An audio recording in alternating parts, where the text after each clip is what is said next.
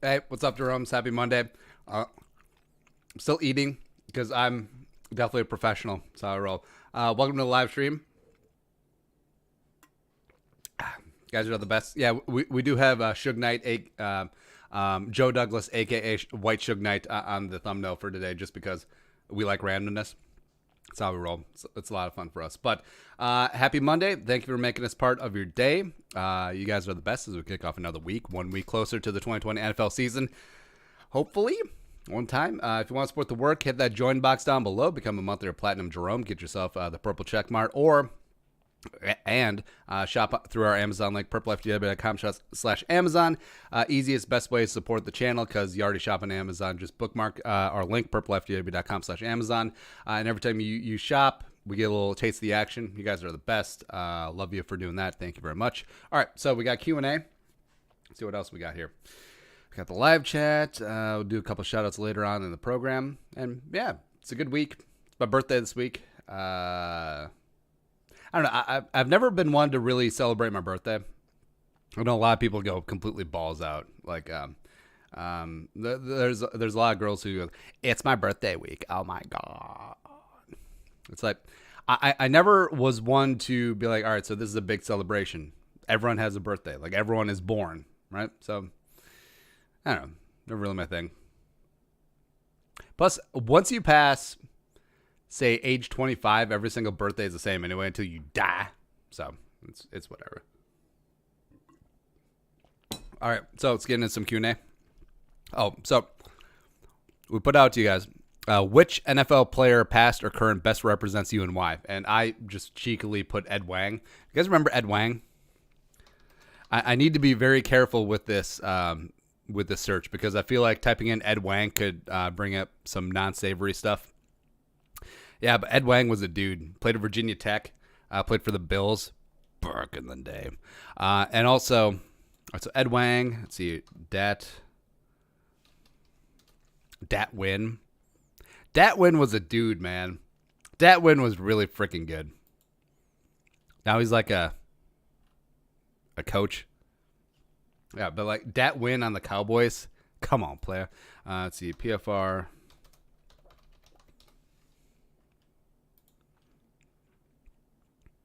I never made a Pro Bowl, huh? All right, so played 7 years, middle linebacker for the Cowboys.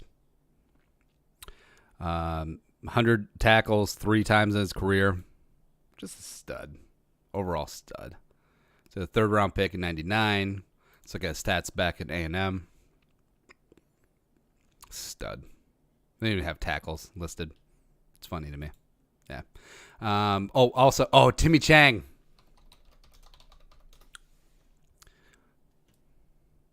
See, I understand being Korean Japanese that Timmy Chang is Chinese, Ed Wang is Chinese, Dat Win is Vietnamese, but Asian quarterbacks, Asian football players, we don't really have many. So we got I even claim Mariota, even though he's a Hawaiian Pacific Islander.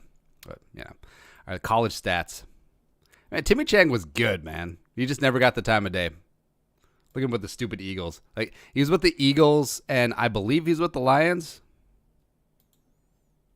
Yeah. All right. So Timmy Chang, just look at these ridiculous college stats. How do you get 5 years of eligibility? 4,000 yard seasons. Just June freaking Jones, man. June Jones, absolutely bat bleep insane. Yep. All right. So into the Q&A. All right, so we got Mo Abdul. Harrison Smith would be his because he's quiet, doesn't have his head in his ass, and gets the job done. I feel like that's fair. I feel like Harrison Smith's demeanor is really underrated, underappreciated in the grand scheme of things. Let's see. There you go. Next up is Eric Hansen. His NFL representative would be Everson Griffin. Sack Daddy. He's got a wild, jovial, and motivational Sack Daddy personality. And the world sees and loves, but underneath the struggles of mental health. I've struggled with it for... Always bugs me when we can't zoom. All right. I've struggled with for many years and have been able to find some balance. But to see someone of his stats recover his career from it, it's so great to see. We'll try to find that balance. What a great role model. Let's put him back in Purple Skull. Eric, thank you for sharing that. I mean, yeah, the whole, you never know what someone's going through. It really does ring true. It does. But Eric, thank you for sharing your story, man. Sean Caron, what do you think? What do you project BC Johnson's role will be this year? Wide receiver 3. Anthony Barr represents me perfectly. Doesn't do anything flashy, but a solid player that gets the dirty work and gets it done. Also, are you overpaid and no one likes you? The no Vikings fan likes you, which I think is weird. I like Anthony Barr. A lot of the fan base does not. But BC Johnson's this year. I think that he will be that wide receiver 3 and wide receiver 4 in that mix. It may be wide receiver 2 early on, depending on how quickly Justin Jefferson gets up to speed or how quickly Kubiak wants to integrate him into the offense. So, yeah, I think BC Johnson could certainly have a role. Yeah, I think people are just sleeping on BC too. Yeah. Same with Tajay Sharp. Oakview. What do you think is the main reason why Danielle Hunter is so underrated? I think it's part market, part personality. Like he's not loud, braggadocious. He's not. He has definitely slept on coming out of college. So I feel like that tampered down the hype because a lot of even like a lot of draft nicks didn't think that he was going to be much coming out of LSU. Right? He had 4.5 career sacks. So when you don't have that head start. You look around like J.J. Watt, you look at Jadeveon Clowney, you look at even Khalil Mack of Buffalo, all had a big head start in college, all that hype, and then it carries over to NFL. So he had zero hype coming in, and then got some momentum going with the Vikings, but smaller market. He doesn't have a loquacious personality, just strong, silent type. You don't see him in any national advertisements, so I think that certainly plays into why he's so extremely underrated. Also, definitely Teddy because I get unlucky sometimes, aka an injury, but at the end of the day is going to secure that bread with the Panthers. I think Teddy's going to be really, really good this year. Ethan Griffith. New theory, this Jake Browning hype starting coming out of the Vikings because they want to dampen the Kaepernick to the Vikes drama by pretending like we have a competent backup. CJ Ham represents me. CJ Ham, tough, stout, local, gets the job done. Absolutely. So, like, I don't think it's necessarily a conspiracy. Or actually, both things could be true at once. As I just chew into the mic because I'm a professional. So, all the national media jabronis are like, well, Minneapolis, they should sign Kaepernick to heal the community. I don't know if the Wilfs want to do that.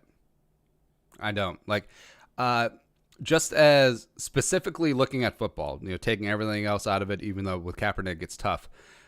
You do wonder... 3 years out of the league, he was struggling. On a bad team. Granted, his final year. So I don't know how old is he now? 32. How that would work out, and then optically, would he be fine being a backup? I don't know. I think he benefits greatly from his cause from being ostracized by the league. So I actually think it would hurt him to take a backup job. Yeah. But I actually think that Jake Browning could be stepping up. And maybe it's just I don't believe in Sean Mannion and Nate Stanley so much that anyone showing any flicker of hope, I'm just like grabbing. Yeah. We got a bunch of World War II General Vince Vaughn. Would you consider doing a video for each team as they react through their season last year? Would be interesting content. So go through and do like a Drew Magagary and his Why Your Team Sucks. I could do that. I don't know. Maybe I'll skip the Bills because Bills fans are just so delightful. Just great. It's good. Cody and Sosa. What's your favorite animated movie? Mine is The Iron Giant. It's a movie that was way ahead of its time, and I feel like it doesn't get the recognition it deserves. Also, I feel like me and T.O. are the same trash talker and cry when defending our quarterbacks. It's my quarterback. It's me. Favorite animated movie? Would Space Jam count as an animated movie? I think it would. What else? I don't know why, but I just really like Coco. Maybe because I have a daughter, so I'm a big softie now. That's a good question. Let's look this up.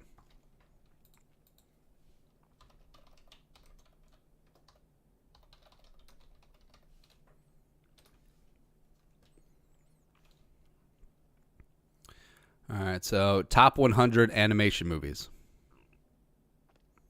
Toy Story 4. Oh, Into the Spider-Verse. That's certainly up there. Inside Out is good. Zootopia, really? I thought Zootopia was very... Oh, Up, for sure. I thought Zootopia was... I feel like they definitely tried too hard to cram down like political narratives into a children's movie. Just like... It was way too deep. Yeah, the rest of them are sort of meh. It's whatever. Yeah. Next up, Frozen's down there. Frozen sucks. Next up is Milagros Rivera Torres the third. Chris Godwin, because he's a chill guy and keeps his head down and puts up numbers. Yeah, Chris Godwin. You can make a good case that Chris Godwin is a top 5 receiver.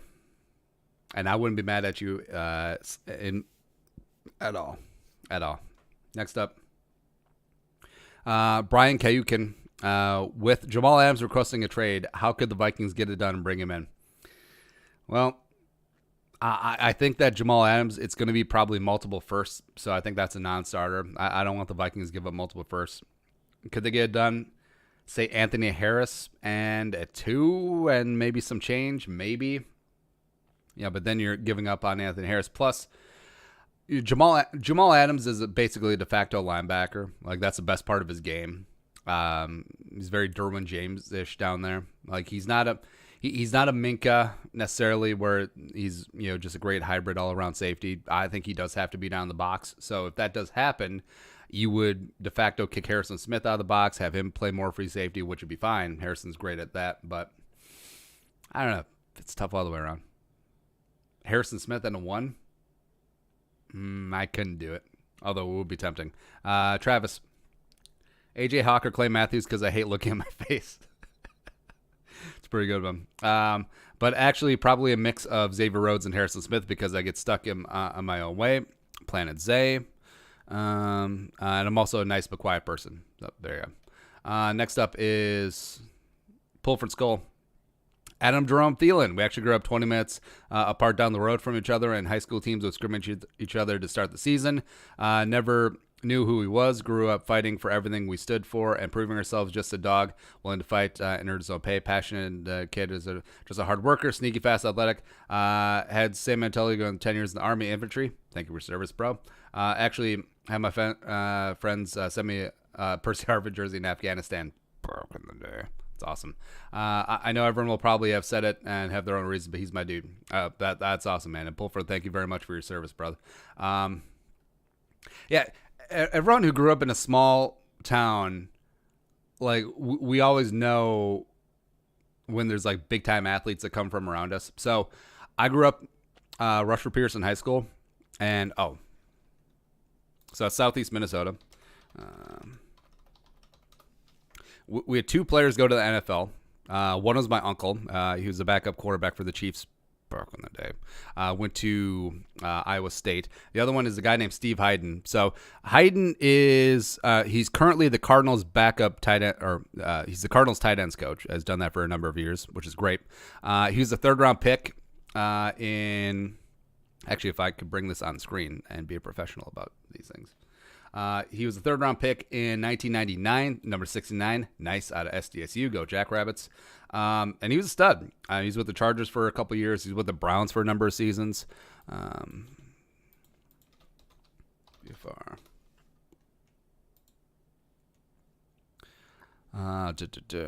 See, his best season, he had a good season in Cleveland. So 05.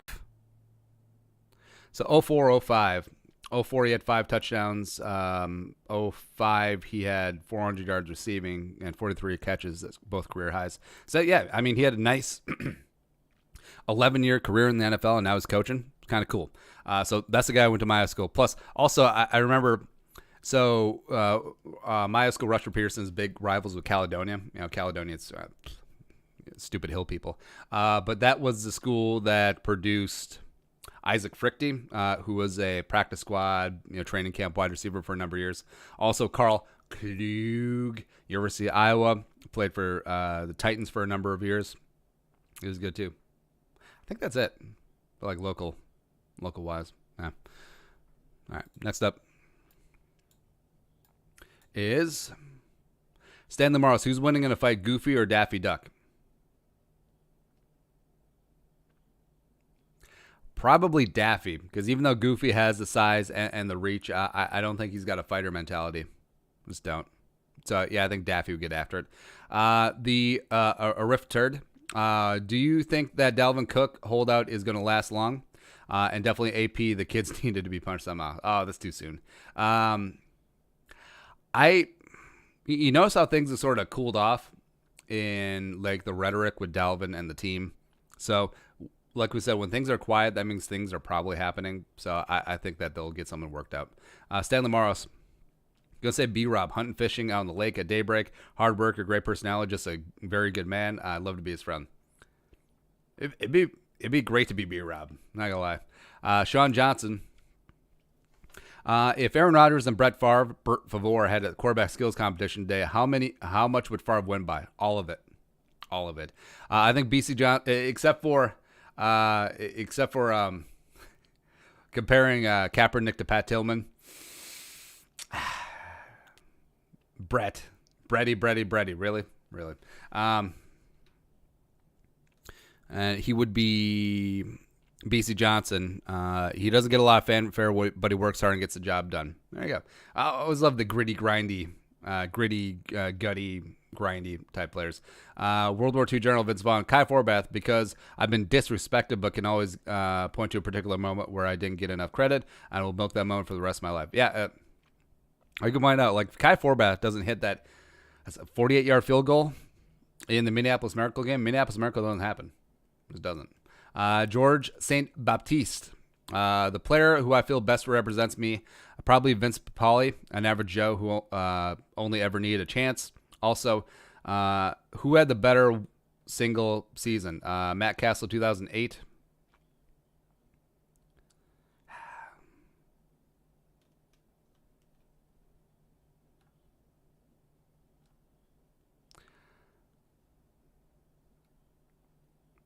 I hate this. I hate everything about it. Or Peyton Hillis, 2010. All right, so let's look up the stats. And if only there was a way where I could actually just like get this zooming. That's close enough. All right, see here. PFR, Matt Castle. It might be Peyton Hillis. Because remember, Peyton Hillis came into the league as he was a fullback in Arkansas with like Felix Jones and God, who else was in those Arkansas backfields? Let's look that up first because that's interesting to me and it's the off season. I can do what I want because it's my channel. So Arkansas 07, let's say. Oh yeah, Houston Nut? Houston Busted Nuts was the. Darren McFadden and Felix Jones. I'm a dummy. Yeah, so Peyton Hillis was the fullback there, and then he just started busting loose. Because 2010, absolutely no. So he was in Denver for a hot second, and then he went to Cleveland, and then what the hell happened to the Browns that year? Did they go to the playoffs that year? Was this the Derek Anderson year? No, they went 5-11. Never mind. But yeah, Colt McCoy, Jake Delhomme, Seneca Wallace. Wow. Then Peyton Hillis just out of nowhere. And by the way, he wasn't overly efficient. 4.4 yards per carry is like the Mendoza line. But he just had volume. And he had 61 receptions. What the hell? Oh, man. And then I don't even think he had combined. Wow. So went to the Chiefs for a year, and then, but yeah, he was on the cover of Madden, like that's peak 1 year wonder, right? All right, then let's see, Castle. This is right after Brady towards ACL, first game. Who was the Chiefs guy? I forget his name. But 3693, 21 touchdowns, 11 picks, 89.4 rate. It actually wasn't that good. Overall, it wasn't that great of a year. Yeah. Yeah, so I think pretty clearly Peyton Hillis. Next up is probably Jay Cutler. I'm pretty laid back. I don't have the best work ethic. Smokes a lot of heaters. Tobe Cologne. Brett Favre, because he's the first Viking I've watched play, and I was about 4 to 5 years old. Skull from Germany. Skull over there. Guten Tag. Livestream. Let us know where you're watching from. Give a couple of shout-outs. Oh, Bernard Pollard. Hey, thank you, Nick Doroff. He played for the Ravens, too, didn't he? Yeah, let us know where you're watching from. Give a couple of shout-outs. I always enjoy doing that. A Husk Gamer, did your grandpa or dad ever play in the NFL? No. So, do they have a football reference or statue? By the way, happy Father's Day, Andy. Hope you had a great day. No, but my uncle did. So, but we pulled this up before. It's actually kind of funny. All right, so, the guy's college stats on here too. Shoot, looks like that was up first. So, Iowa State. He is initially at Rochester Junior College, which is now RCTC.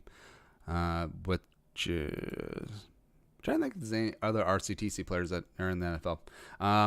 But yeah, two years. Wow, how do you get on a team? This is back when like these were actually good stats. I know I'm talking ish, but yeah, love Uncle Dean.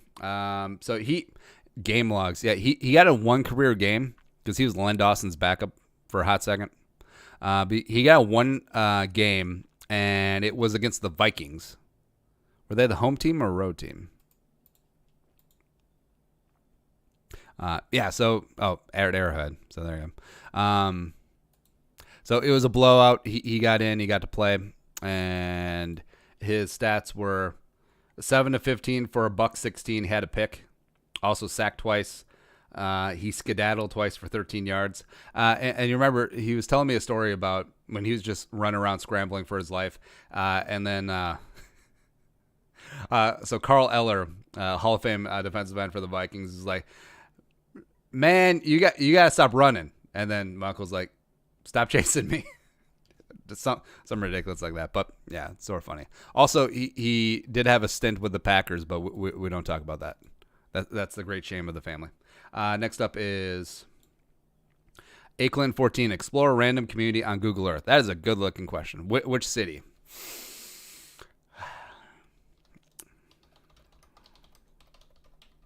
All right, so randomly. So I was thinking about the song Wagon Wheel by Old Crow Medicine Show.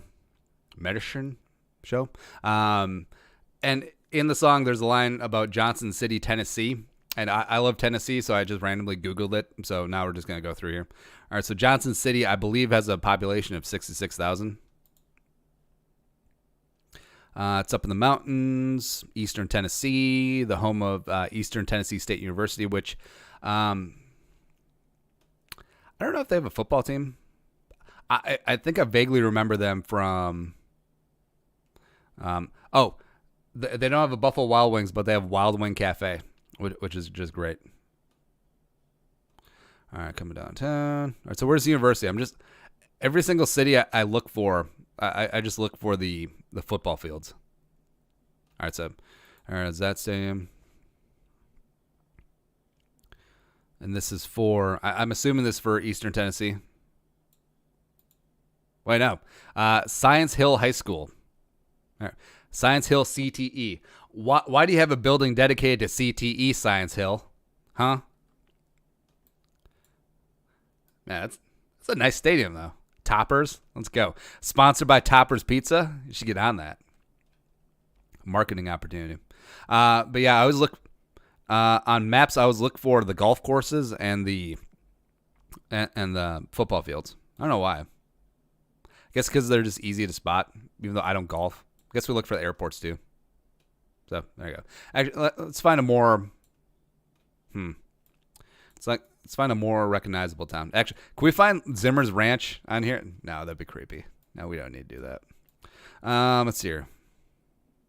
Actually, let's explore Detroit Lakes. How about that? Detroit Lake City. Where is the statue of Adam Thielen?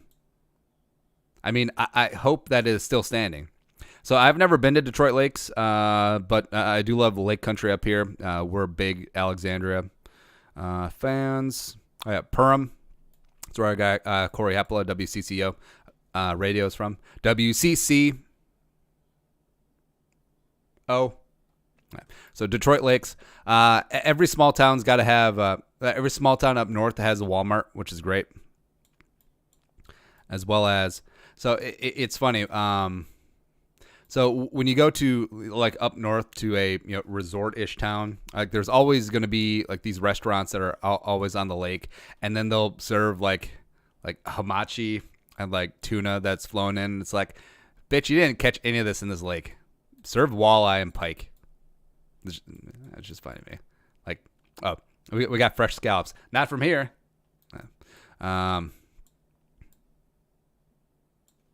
So it does look like a nice town. Also, I always look for neighborhoods if they have like mature growth trees. It's been an established neighborhood. Like you drive through like a newer suburban community or like a development, and it's just like they got all these skinny ass trees. Like I'm sure there's an example out here.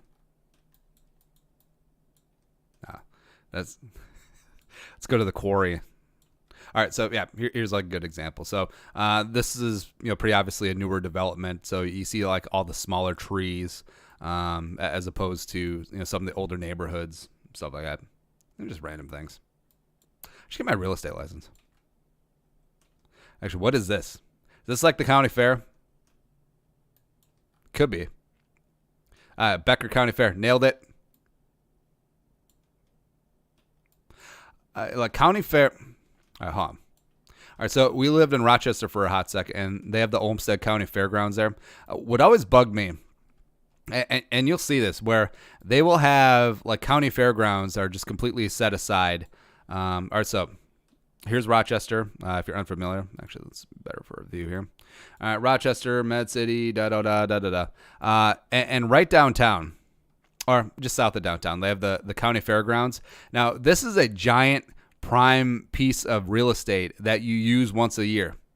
Like you can't put the fairgrounds on the outskirts of town.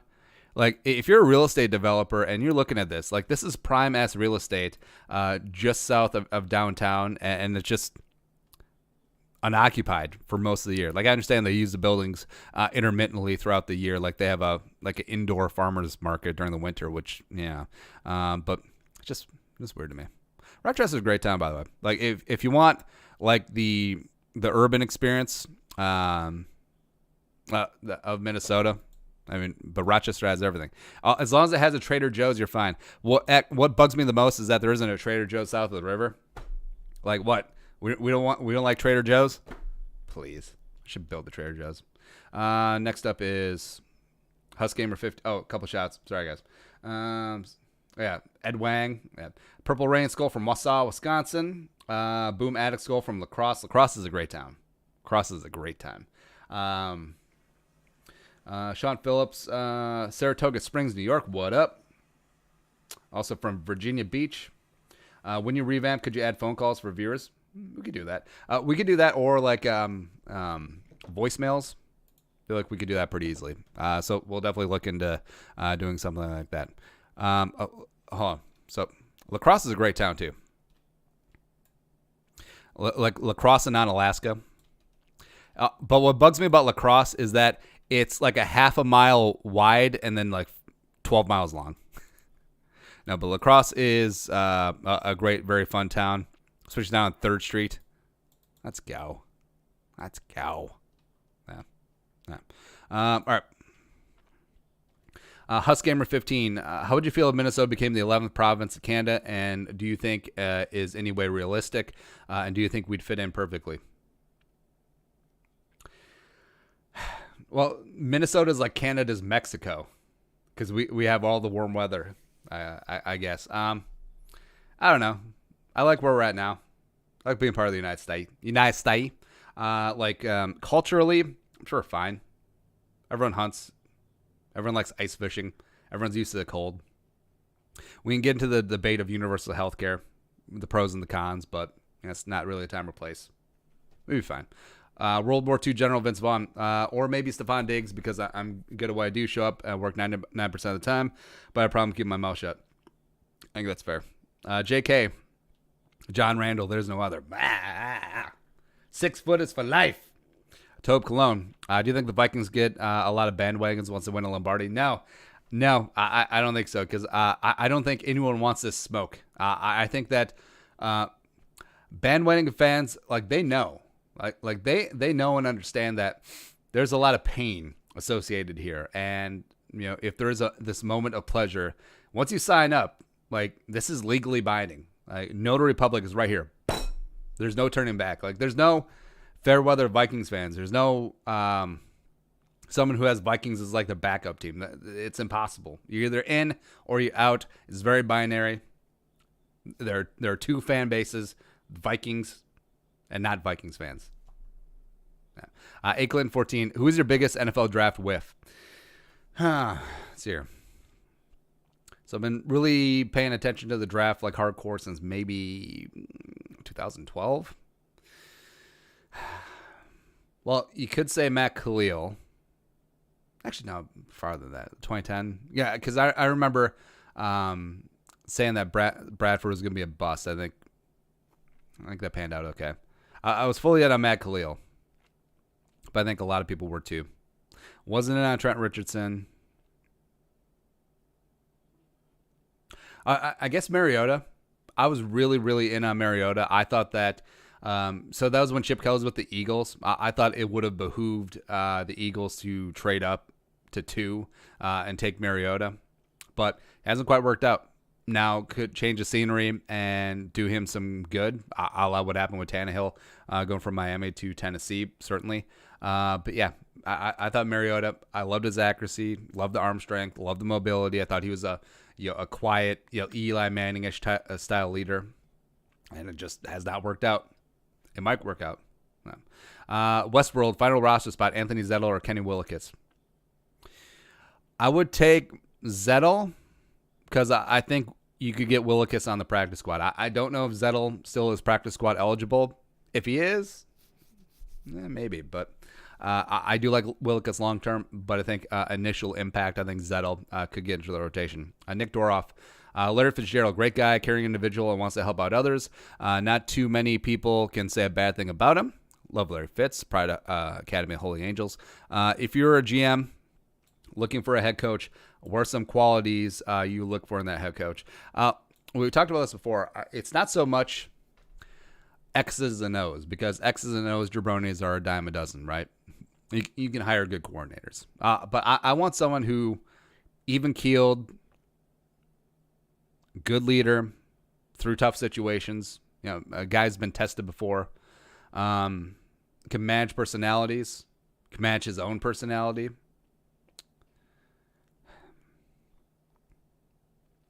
Yeah, because you truly are the CEO of a football team. It's not so much about coaching one side of the football or the other, but you are the manager of the game, as well as actually I feel like the term manager is better. Like how baseball, they don't have coaches, they have managers. Because as NFL head coach, it's what you're doing. Like, you're managing expectations, managing emotions, managing people, managing games, a lot of that. So for my head coach, I mean, I would pick weird guys. Butt Nugget. What 3 NFL players in history would you triple team on Prime Moss? I would have Mel Blount jam him at the line of scrimmage. Mel Blount was a bad dude. Plus, Mel Blount was like 6'4". I'd have Darrell Green playing deep third.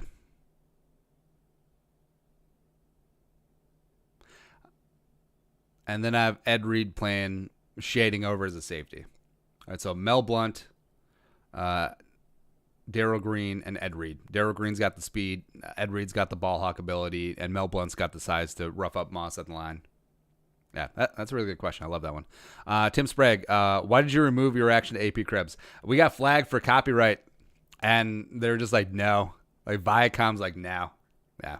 But still up on our Facebook. You can go check that up. Blair Walsh, because I would also miss a 20-yard field goal and win the game in the playoffs.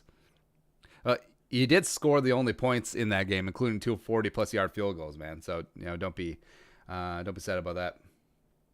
Sean Phillips checking in from Saratoga Springs, New York. What's up? Spring Viking 777. Score from Knoxville, Tennessee.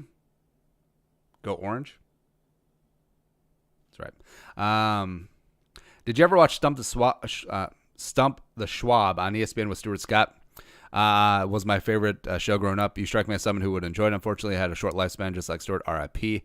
It was a great show. The Schwab was very knowledgeable. I have been watching. So Dan Patrick, DP, he hosts Sports Jeopardy. I don't know if it's still going on, but Sports Jeopardy, it's just really good.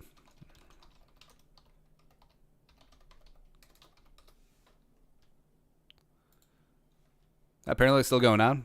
116 episodes. Oh, I guess not. 2014, 2016, but 116 episodes. Yeah, this is a good show because it was literally sports Jeopardy. That was all. It was a good time. Next up is, we could run a game show on here. I'll figure that out. Hey, it's LOLs. When the Vikings win the Super Bowl, who do you think will be the MVP? I would say Kirk because I'm humble, but I like to prove doubters wrong. Also, you're better when you're angry. I would say, well, if it's not Kirk, that'd be weird, right? Because usually quarterback. I'd say Daniil. Maybe Daniil goes off for like 5 sacks and 2 forced fumbles. Maybe he has a tipped, rumbled pick 6. That'd be great. I'll say Daniil. Westworld. Can you react to the Raiders 2020 roster? Yeah, we could do that. Kind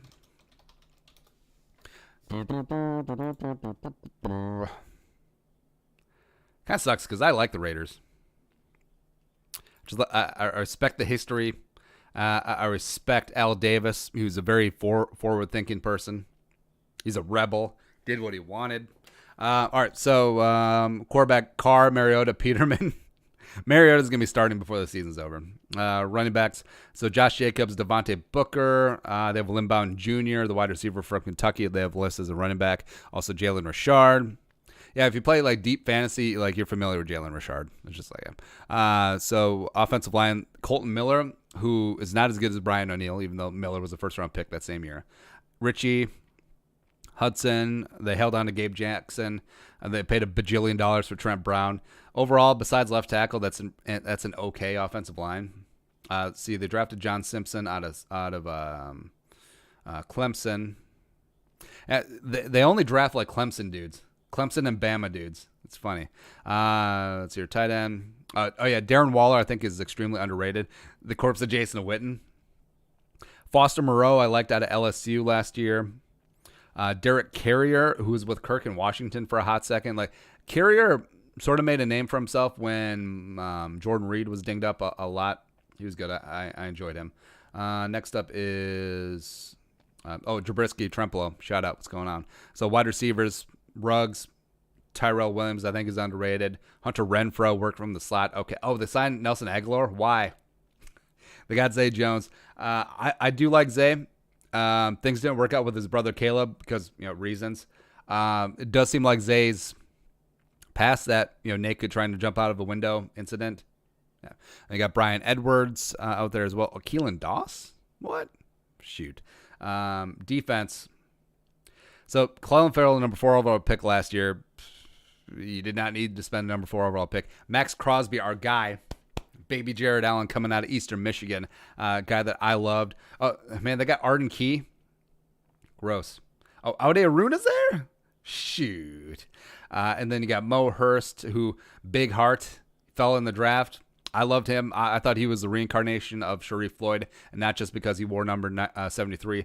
Malik Collins is coming over from Dallas. PJ Hall, who I thought played pretty well against the Vikings last year. Jonathan Stankins is still there. Right, the corpse of Carl Nassib. Nick Kwiatkowski is there. Kwiatkowski is a name. It could either be Polish or it could be Japanese. I'm guessing this one's Polish. See, Corey Littleton's coming from the Rams. Okay. Tanner Muse. Oh, they got Muse listed as a linebacker? I guess that makes sense. Coming out of Clemson. Cornerbacks, Trayvon Mullen. DJ Killings. Yeah, DJ Killings will be on the all-name, no-game team.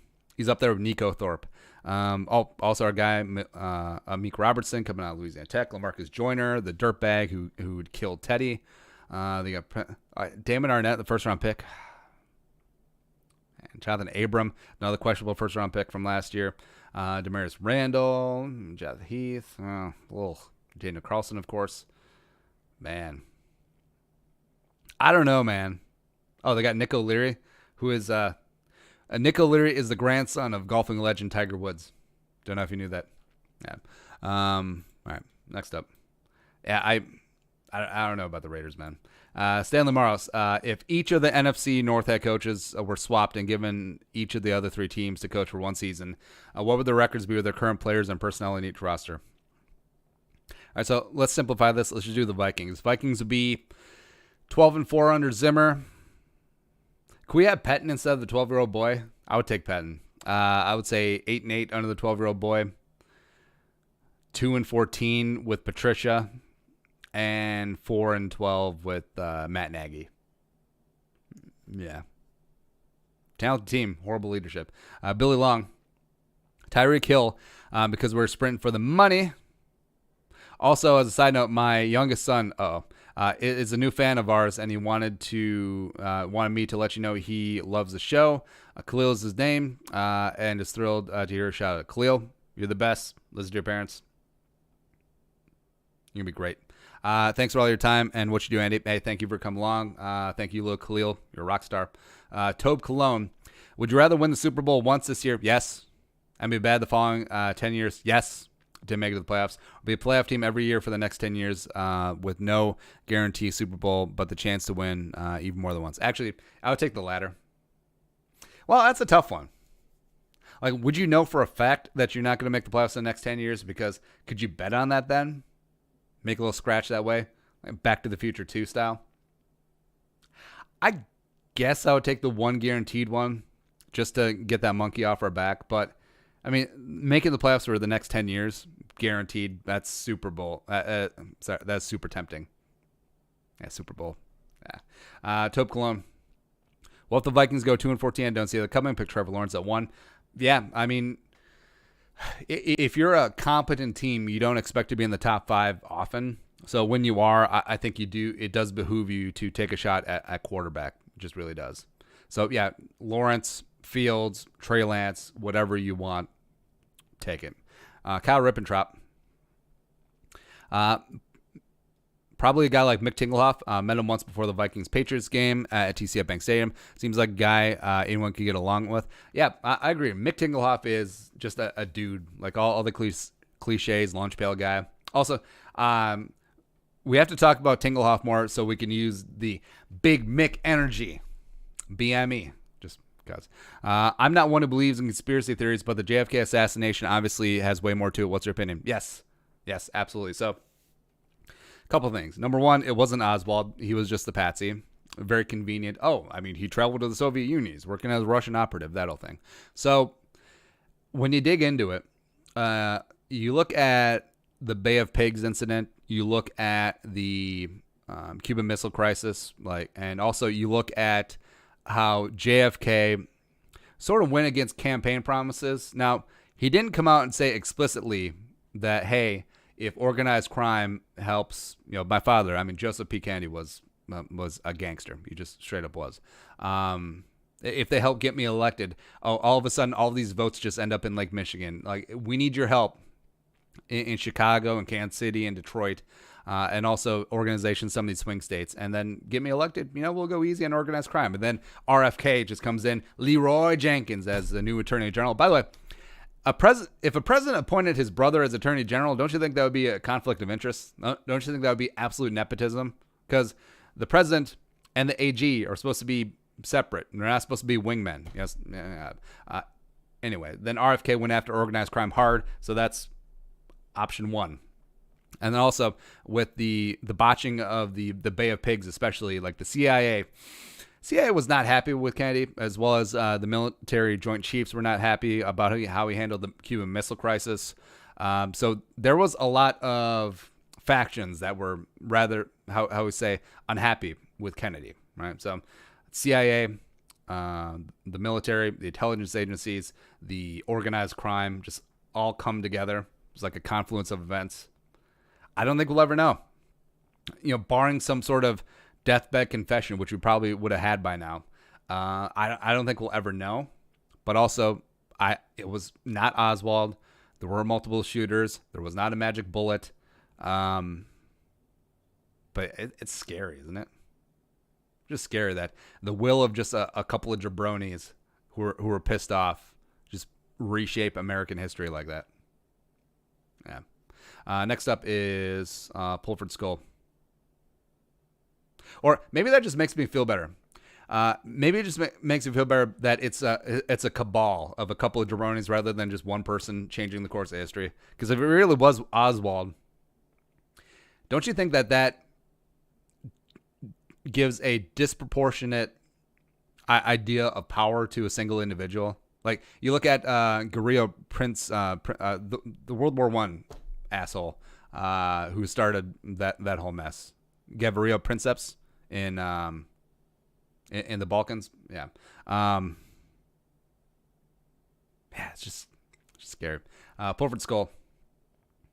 If John, no, all right. So it seems so ass backwards, but it's what I believe. I'd rather have, the deep state and organized crime control history rather than just one dude. I know it's backwards, but it is what it is. Pulford Skull. If John Lynch offered McKinnon and Deebo Samuel for Dalvin, would you? I would need a draft pick. Deebo's good, but he's injured. McKinnon injured. Also has a sizable contract as well. So McKinnon, Deebo, and a 3 for Dalvin. Maybe a 2.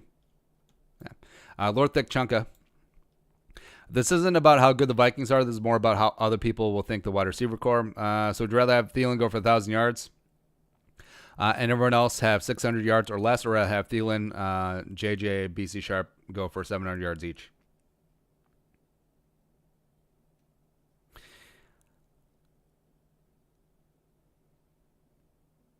I mean, I guess I would go.